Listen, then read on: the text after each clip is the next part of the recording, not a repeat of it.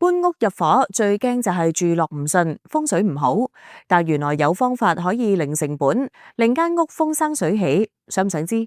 今日就教大家一個超簡單嘅風生水起入新宅儀式，完全唔使錢，搬屋嗰日做齊，新屋旺氣沖天，財源滾滾嚟。好多朋友搬新屋淨係掛住執嘢佈置，但忽略咗入伙當日嘅風水契機，結果住落成日覺得唔多妥，運氣平平，甚至一家人嗌交都多咗。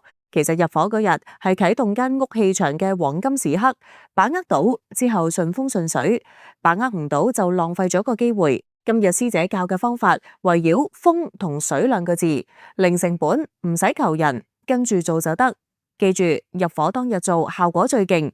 第一個方法叫做風生法，要令間屋嘅風生起嚟。步驟一，入到新屋，即時打開所有窗門同大門，等室外新鮮空氣湧入，換走晒啲舊氣。步驟二，開住所有風扇、冷氣，總之令室內嘅氣流喐動，風越行越旺。呢個就係風生法。第二個方法叫做水起法，要將水聚起嚟。步驟一，扭開水龍頭，塞住洗手盆同浴缸去水位，等水儲滿一盆一缸。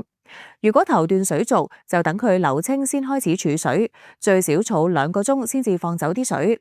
步驟二，用電水煲水，記得揭開煲蓋，等水蒸氣升到全屋每個角落，濕潤間屋。呢個就係水起法嘅精髓。做完呢兩樣，成個儀式就完成，間屋嘅氣場即刻蘇醒，住落自然，事事順利。不過師姐要提提大家，搬入新屋之前，仲有2樣嘢一定要做齊，唔係就會浪費咗個風水局。第一，要擇吉日，打開通勝，宜是難有移徙或者入宅嘅吉日，先好搬，唔好是但揀。第二，要拜四角，裝修或搬家之前一定要做拜四角，咁樣可以恭恭敬敬咁請走間屋嘅陰靈。同時借香火吹動吉氣，旺宅功效加倍，住落順風順水。想再勁啲，師姐教多一招，拜四角後即時做埋正宅，用碌柚葉水噴勻全屋，去除陰氣，提升風水氣場。正宅嘅方法簡單，預早買碌柚葉，洗淨浸過夜，第二日將碌柚葉水裝入噴樽。拜四角燒完金銀衣紙之後，用噴樽向屋中央噴一啲碌柚葉水，再向4個角落噴一噴，仲有碌柚葉水就周圍噴下，咁就完成晒。間屋雜亂嘅氣場即刻淨化，運氣自然嚟。